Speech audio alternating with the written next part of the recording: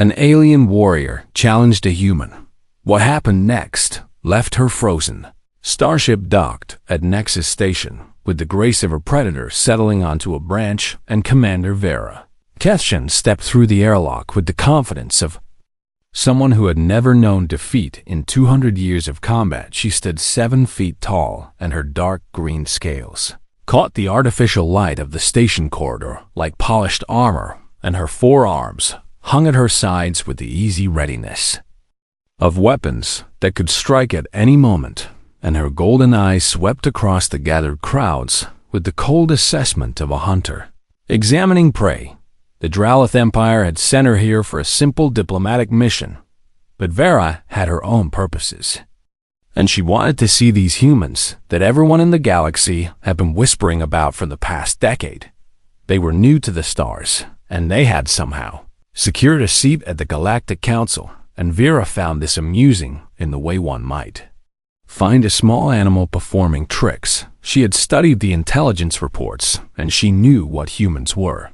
And they were soft, and they were slow, and they were fragile, and they came from a world of moderate gravity with no natural weapons on their bodies and no scales or claws or venom glands, and they lived for less than a century, and they broke so easily. The Dralith were apex predators from a world where gravity crushed the weak, and where every creature evolved to kill or be killed. And Vera had trained in the martial arts of her people since she could walk, and she had fought in 17 wars, and she had killed 432 opponents in ritual combat, and she had never once tasted defeat. Nexus Station was a marvel of engineering and a neutral zone where species from across the galaxy could meet and trade and negotiate without the threat of violence, and the corridors were wide to accommodate beings of all sizes, and the atmosphere was carefully controlled to suit multiple species, and the light shifted in spectrum to please different visual organs. Vera walked through the commercial district with her 2 subordinates flanking her, and she observed the chaos of alien life with mild disgust. And there were the insectoid Vreth, clicking their mandibles over trade goods, and there were the gaseous Nebulans floating in their containment suits, and there were the stocky Corvin arguing over prices with their booming voices, and there were humans. Vera stopped and watched a group of them moving through the crowd, and they were so small and so soft, and their skin came in various shades of brown and pink, and they had only 2 arms and 2 legs, and they moved with a strange fluid gait that she found almost hypnotic. One of them bumped into her subordinate Krath, and the human stumbled back and looked up with wide eyes at the towering Dralith warrior, and Krath hissed and bared his fangs in the traditional display of dominance. The human should have cowered, and the human should have apologized and begged forgiveness, but instead the human straightened his spine and met Krath's eyes and said something in that strange, melodic language of theirs. Krath did not understand the words, but he understood the tone, and it was not submission, and it was defiance. Vera watched with growing interest as Krath grabbed the human by the front of his garment and lifted him off the ground, and the human's feet dangled in the air, and his face showed fear, yes, but also something else, and something that looked almost like anger. The other humans in the area stopped what they were doing and turned to watch, and Vera noticed that none of them ran away and none of them screamed for help, and they just watched with those strange flat eyes that revealed nothing. Station security arrived before the situation could escalate, and they separated Krath from the human, and there were reports filed and statements taken, and the whole incident should have ended there. But Vera saw an opportunity. She had come to Nexus Station to observe humanity and to assess whether they were a threat to the Dralith Empire, and now she had a perfect excuse to test them.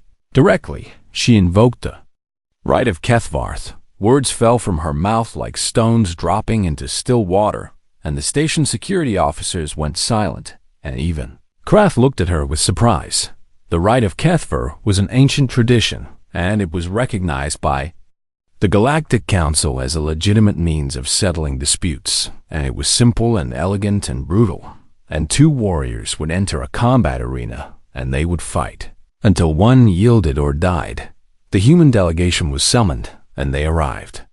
Within the hour, and Vera studied them as they entered the conference room, and there were 5 of them, and 3 wore the formal attire of diplomats, and 2 wore the stark uniforms of military personnel. The lead diplomat was a male with gray hair and deep lines on his face, and he spoke with a calm voice that betrayed no fear when he asked Vera to explain her invocation of the Rita Vera. Explained, and she explained that her subordinate had been disrespected, and she explained that Drelith honor demanded satisfaction, and she explained that humanity must select a champion to face her in single combat within one station.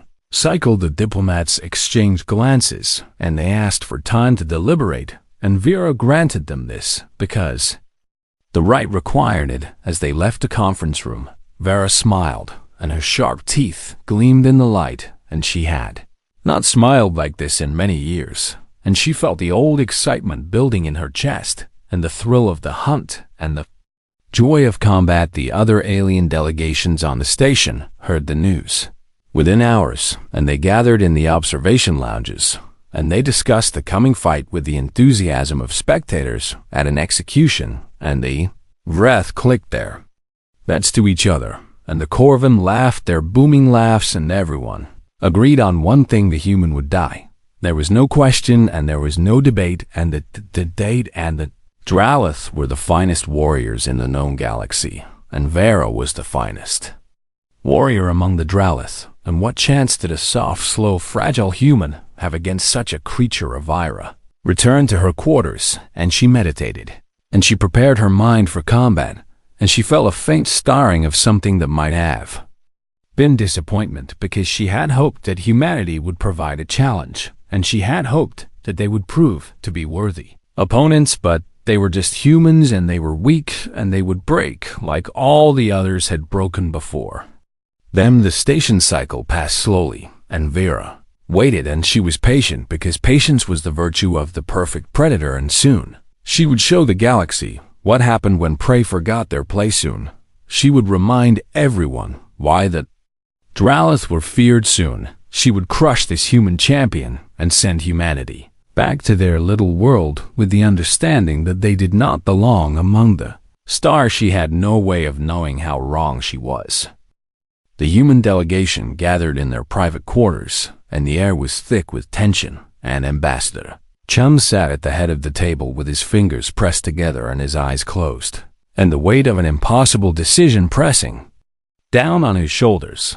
They had one station cycle to select a champion, and that champion would almost certainly die. And everyone in the room knew this, and no one wanted to speak the words aloud. Captain Morrison cleared his throat and said that they could refuse the challenge, and they could pay the diplomatic penalty, and they could accept the shame and move on, and it would cost them standing in the Galactic Council, but at least no one would die. Ambassador Chun opened his eyes and shook his head slowly, and he explained that refusing would send a message to every species in the galaxy, and that message would be that humanity was weak, and that humanity was cowardly, and that humanity could be pushed around without consequence, and they could not afford to send that message so early in their membership among the stars.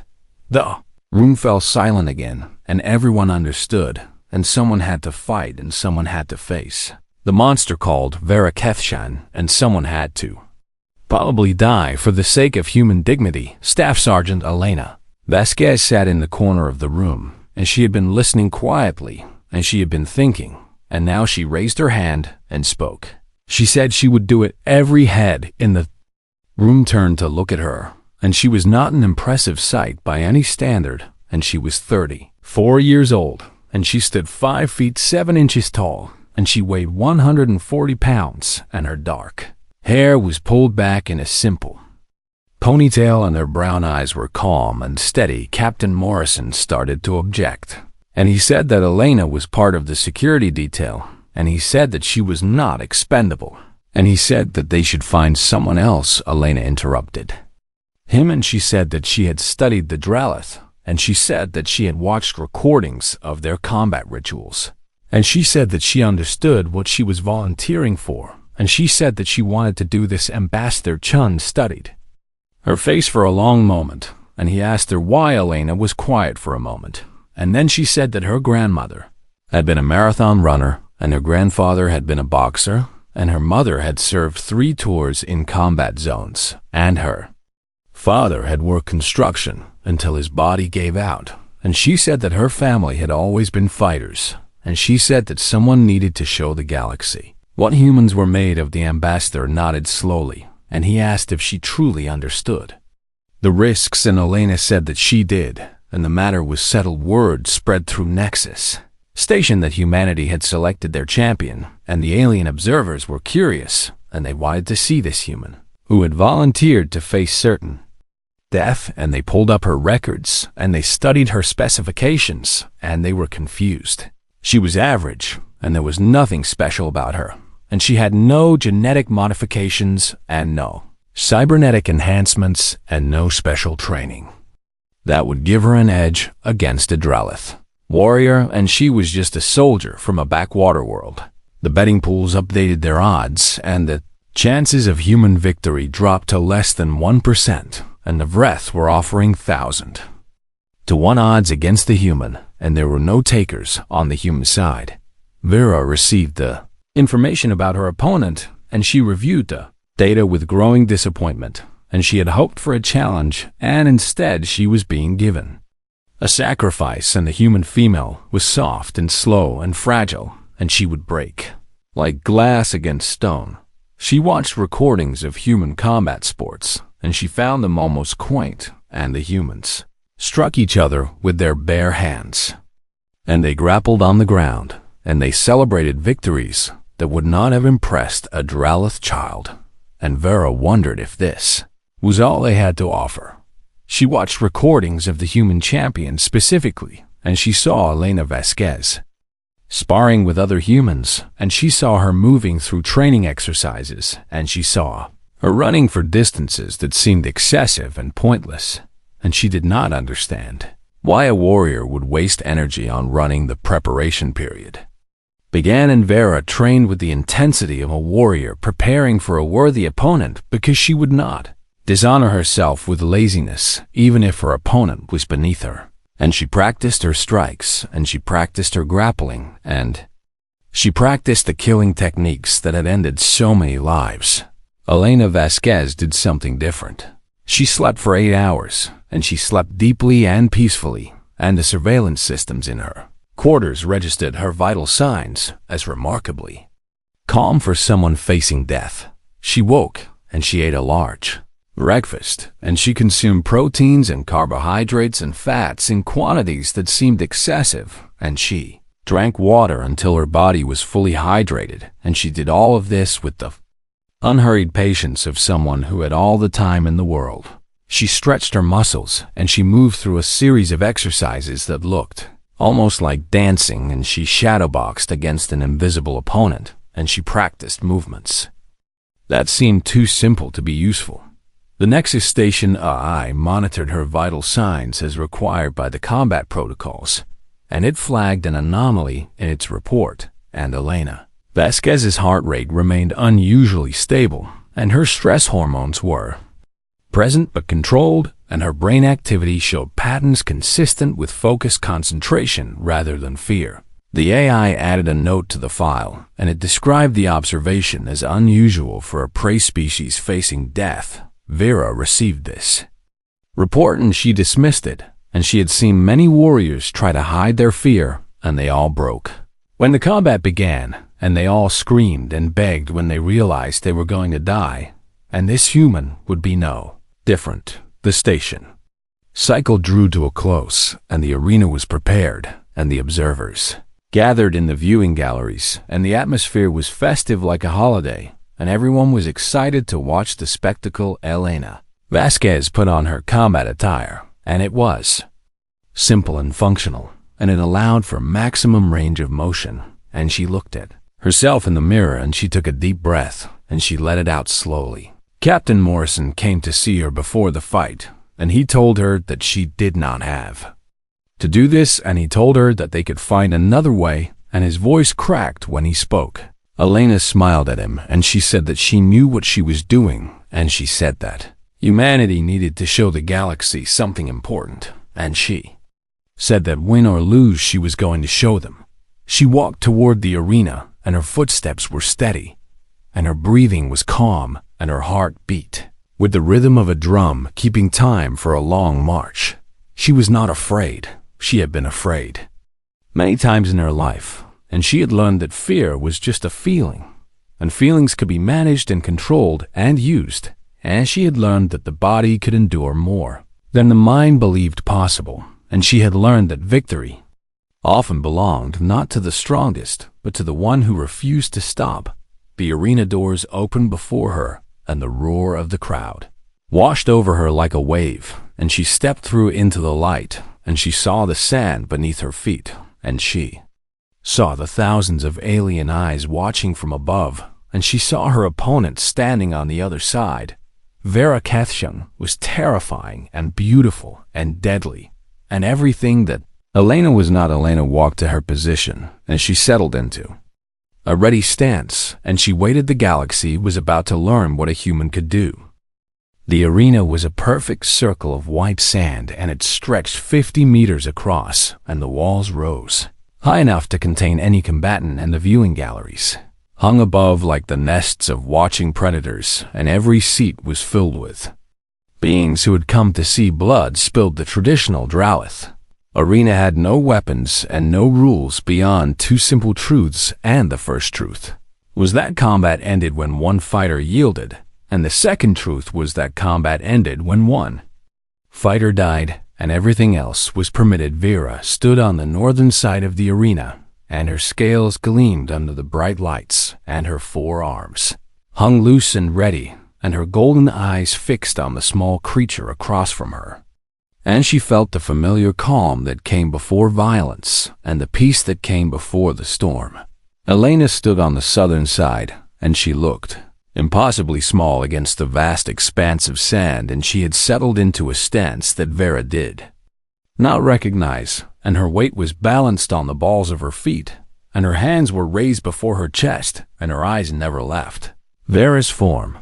The announcer's voice boomed across the arena, and it declared the terms of the rite of Kethfa, and it named the combatants, and it called for silence before the beginning.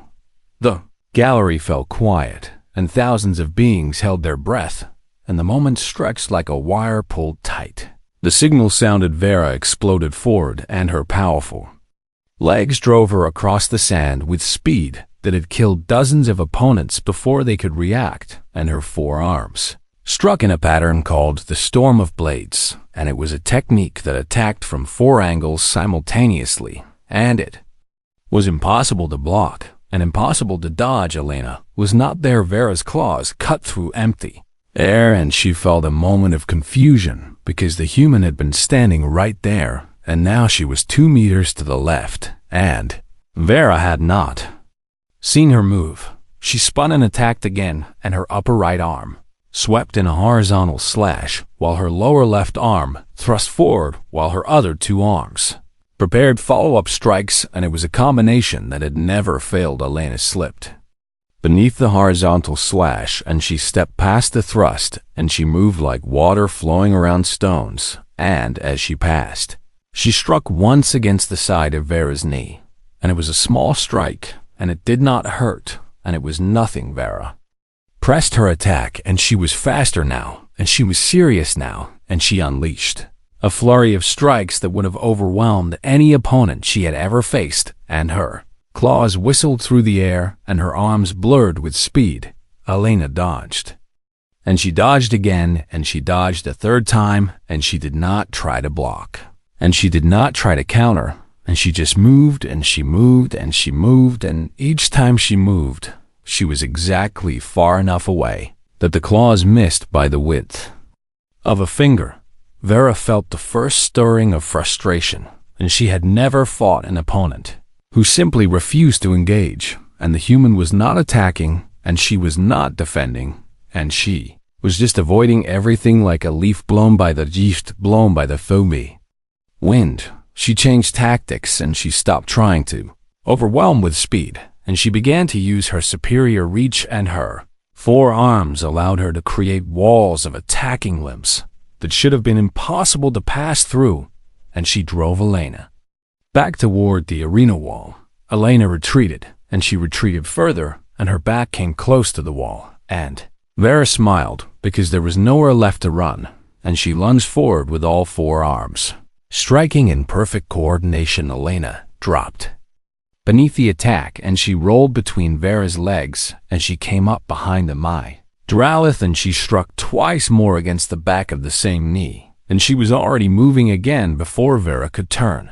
The gallery murmured with surprise, and the Dralith observers had never seen anyone escape that combination, and the other species leaned forward with new interest. Vera turned, and her eyes narrowed, and she studied the human with fresh attention, and she realized that she had been wrong, and this creature was not a sacrifice, and this creature was something else entirely. She attacked again, and she was cautious now, and she tested the human with probing strikes, rather than committed assaults, and she wanted to understand what she was facing. Elena continued to dodge, and she continued to slip away from every attack, and she continued to strike small blows against Vera's knee and her hip and her elbow, and none of them hurt, and none of them seemed to matter. 5 minutes passed, and then 10, and Vera had not landed a single clean strike, and she had thrown hundreds of attacks, and every single one had missed or been deflected or slipped past. She realized what the human was doing. The human was not trying to win, and she was not trying to hurt Vera, and she was learning, and she was watching, and she was studying every movement and every technique and every pattern, and she was building a map of how Vera fought. Vera had seen this before, and she had faced opponents who tried to analyze her style and find weaknesses, and they had all failed, because she had no weaknesses, and her technique was perfect, and her speed was unmatched. She decided to end this game. She drew upon her deepest reserves of speed, and she moved faster than she had moved in decades, and she attacked with everything she had, and her arms became a storm of claws and scales and fury. Elena dodged the first strike and the second and the third, but the fourth caught her across the shoulder, and it tore through her combat attire and drew a line of red blood across her skin. The gallery erupted in cheers in the Dralith. Observers roared their approval, and first blood had been drawn, and the human was wounded, and surely now she would slow, and surely now she would weaken, and surely now she would die. Elena did not slow, and she did not weaken, and she looked at the blood running down her arm, and she looked at Vera, and there was something in her eyes that the Dralith had never seen before.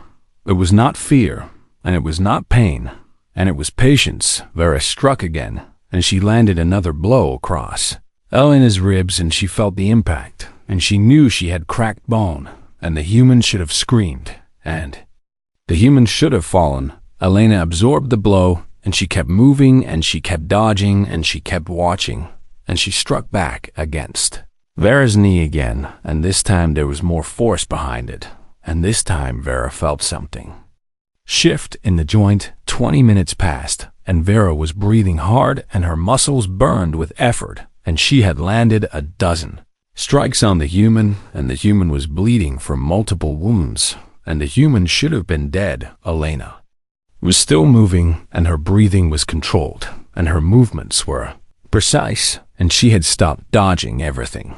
And now she was dodging only what she needed to dodge, and she was taking strikes that she calculated would not disable her. And she was conserving energy. Vera understood then what she was facing, and she understood that this was not a fight, and this was not a duel, and this was something else, and something she had never encountered. This was a hunt, and she was not the hunter. She was the prey. 40 minutes had passed since the signal sounded, and the arena had grown quiet, and the cheering had stopped, and the observers watched with a silence that felt like held breath. Vera's scales were slick with sweat, and her lungs heaved, and her muscles screamed with a fire she had never experienced, and she had fought battles that lasted hours, and she had fought through wounds that would have killed lesser warriors, but she had never felt this exhaustion. The human was still moving. Elena circled to the left, and her feet whispered across the sand, and her breathing was controlled and rhythmic, like a machine designed for efficiency, and blood ran from the wounds on her shoulder and her ribs and her thigh, and she did not seem to notice. Vera attacked, and her movements were slower now, and she hated herself for that slowness, and she struck with her upper arms and then with her lower arms, and Elena slipped past all 4 strikes and returned a blow against the damaged knee pain. Flared through Vera's leg, and she stumbled, and she caught herself with her lower arms, and she pushed back to her feet, and the knee throbbed with a deep ache that told her something was wrong inside the joint. The Dralith medic in the observation gallery activated her scanner, and she ran diagnostics on Commander. Vera's vital signs and her scales paled as she reviewed the data. She turned to the other observers, and she spoke with a voice that trembled, and she said that the commander was experiencing severe muscular fatigue, and she said that the commander's cardiovascular system was approaching critical strain, and she said that she had never seen these readings from a Dralith warrior. One of the Corvan observers asked what was happening, and he asked why the commander was tiring when the fight had barely begun by Dralith standards. The medic did not have an answer, and she ran more scans, and she tried to understand what she was seeing. A human diplomat approached the medical station, and he asked if he could provide some context, and the medic nodded because she needed to understand.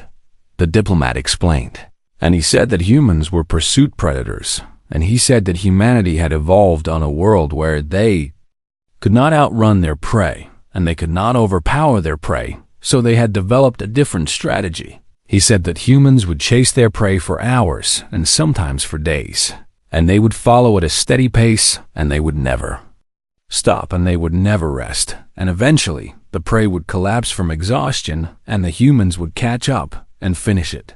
The medic stared at him, and she asked if he was serious, and he said that he was. The diplomat continued, and he said that humans had developed something called persistence endurance, and their bodies were designed to manage heat and to maintain effort over long periods, and they could run marathons, and they could fight for hours, and they could simply outlast anything that faced them.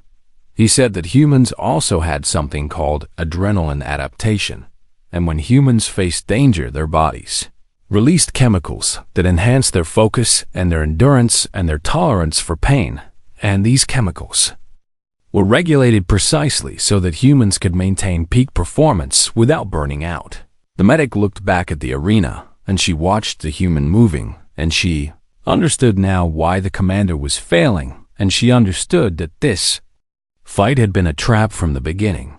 Vera did not know any of this, and she only knew that her body was betraying her. And she attacked again, and her arms felt like they were moving through water, and her claws missed by wider margins now, and the human was dancing around her, like she was standing still. Elena struck again and again and again, and each strike landed on the same points, and the knee and the hip and the elbow, and individually they were nothing, but together they were building damage, and they were wearing down the joint and the muscle and the nerve. 1 hour passed, and Vera's lower left arm hung at her side, and the elbow had swollen, and the joint refused to respond properly, and she had 3 arms now instead of 4. The gallery was completely silent, and the Dralith observers watched with horror as their greatest warrior was slowly dismantled by a creature half her size, and the other species watched with awe and with fear, and with a new understanding of what humanity represented. Elena spoke for the first time since the fight began, and her voice was calm and steady, and she asked Vera if she wanted to yield. Vera snarled, and she lunged forward, and she would not yield to this soft, slow, fragile creature, and she was Dralith, and she was a warrior, and she would die before she surrendered. Elena sidestepped the lunge, and she struck the damaged knee with full force, and Vera heard something crack, and she fell to one knee, and the pain was extraordinary. She pushed herself up, and she stood on her injured leg, and she felt it wobble beneath her, and she did not care, and she attacked again. Elena was not where she expected, and the human had moved behind her, and Elena struck the back of her other knee, and Vera felt that joint buckle and she fell again. She crawled forward and she used her 3 working arms to drag herself toward the human, and she refused to stop, and she refused to surrender, and she was Vera Ketchum, and she had never lost. Elena watched her, and there was no triumph in her eyes, and there was no cruelty, and there was something else, and something that looked almost like respect. 90 minutes had passed, and Vera's 4th arm had joined the 3rd. In uselessness, and her legs could barely support her weight, and her vision blurred at the edges, and her hearts pounded with desperate rhythm. She stood one more time, and she swayed, and she raised her 2 working arms, and she prepared for one final attack. Elena stood before her, and she was breathing hard now, and sweat covered her skin, and blood still flowed from her wounds, and she should have been exhausted, and she should have been dying. But her eyes were clear, and her stance was solid, and she looked like she could continue for hours more. Vera understood then that she had already lost, and she understood that she had lost the moment she challenged this creature, and she understood that humanity was something the galaxy had never seen before. They were not fast, and they were not strong, and they were not armored or venomed or clawed. They were patient, and that patience was more terrifying than any weapon. The arena lights seemed brighter now, and Vera squinted against them, and her vision swam, and her body screamed for rest, and her 2 working arms trembled with exhaustion that went beyond anything she had ever experienced. She looked at the human standing before her, and she tried to understand what she was seeing. And this creature should have been broken, and this creature should have been dead, and instead this creature stood ready and waiting and patient as stone. Elena's wounds had not stopped bleeding, and the sand beneath her feet was stained red, and her body bore the marks of a dozen strikes that would have killed most species. And yet she stood, and she breathed, and she watched with those calm brown eyes. Vera gathered what remained of her strength, and she attacked one final time, and she threw everything she had into a sweeping strike with her upper right arm, and it was slow, and it was clumsy, and it was the desperate attack of a warrior who knew she was finished. Elena caught her arm. The human's hands wrapped around Vera's wrist, and they held firm, and they did not let go, and Vera tried to pull free, and she could not, and she was too weak, and her muscles had nothing left to give. Elena stepped close, and she looked up at the towering Dralith, and she spoke in that soft voice, and she said that Vera could yield, and she said that there was no shame in it. Vera stared down at her, and she felt something cold spreading through her chest, and it was not pain, and it was not exhaustion, and it was something else, and something worse. It was fear. She had not felt fear in 200 years, and she had forgotten what it tasted like, and now it flooded through her like ice water, and it paralyzed her, and it stole her breath, and it froze her where she stood. She looked into Elena's eyes, and she searched for hatred, and she searched for triumph, and she searched for the bloodlust that should have burned in the eyes of a victorious warrior. She found none of those things. She found patience, and she found determination, and she found the absolute certainty of a creature that would do whatever was necessary for as long as necessary to achieve its goal. And she found the cold, calm focus of a predator that never stopped. Vera understood now why her ancestors had feared the endless pursuit, and why prey animals died of terror before the hunter ever reached them. And it was not the claws that killed, and it was not the fangs, and it was the knowledge that the hunter would never stop, and would never tire, and would follow until the end. Elena was that hunter, and she had been that hunter from the beginning, and she had never tried to win quickly, and she had never tried to overpower her opponent, and she had simply run Vera down like prey on an ancient savanna. The gallery remained silent, and thousands of beings watched as the greatest warrior of the Dralith Empire stood frozen before a small, soft human, and no one spoke, and no one moved, and the moment stretched into eternity. Vera tried to speak, and her voice cracked, and she swallowed, and she tried again. The words came out in a whisper, and they were words she had never spoken before, and they were words she had Never imagined she would speak Kethversen I yield. The arena erupted and the sound was deafening, and some cheered and some gasped, and some sat and stunned. Silence and the Dralith observers made sounds of disbelief and horror, and the other species made sounds of awe and wonder. Vera collapsed to her knees, and her legs gave out completely, and she knelt in the sand before the human who had defeated her, and she could not look away from those calm brown eyes. Elena released her wrist, and she stepped back, and she did not gloat, and she did not celebrate, and she simply nodded once with something that looked like respect. The medics rushed onto the sand, and they came from both sides, and the Dralith medics surrounded Vera and the human. Medics surrounded Elena, and there was shouting and activity and the organized chaos of emergency response. Vera barely noticed, and she could not stop staring at the human, and she could not stop thinking about what had just happened and everything she believed about the universe had been wrong. She had thought that strength determined victory, and she had thought that speed and power and ferocity were the keys to dominance, and she had thought that soft, slow, fragile creatures had no place among the stars. She had been wrong about all of it. The human medics helped Elena toward the exit, and she limped from her injuries, and she leaned on their shoulders for support, and she was clearly in pain and clearly exhausted. And yet, she walked. With her head high, she stopped at the edge of the arena, and she turned back to look at Vera, and their eyes met one final time. Elena nodded again, and then she was gone. Vera remained on her knees as the medics worked on her damaged limbs, and she remained there as the gallery slowly emptied, and she remained there as the lights dimmed and the arena grew quiet. She thought about what she had learned, and she thought about humanity, and she thought about the future. The galaxy had believed that humans were weak, and the galaxy had believed that humans were prey, and the galaxy had been terribly mistaken. Humans were predators of a kind the galaxy had never imagined, and they did not hunt with claws or fangs or venom, and they hunted with patience and endurance and the unshakable will to continue forward no matter what stood in their way. They were the hunters who never stopped, and they were the runners who never tired, and they were the fighters who simply refused to fall.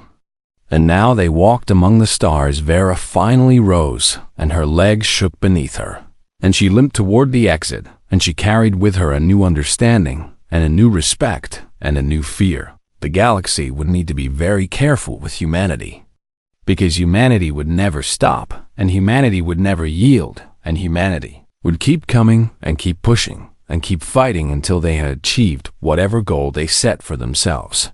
That was the truth that Vera had learned in the arena, and that was the truth that had frozen her blood, and that was the truth that the galaxy would soon discover.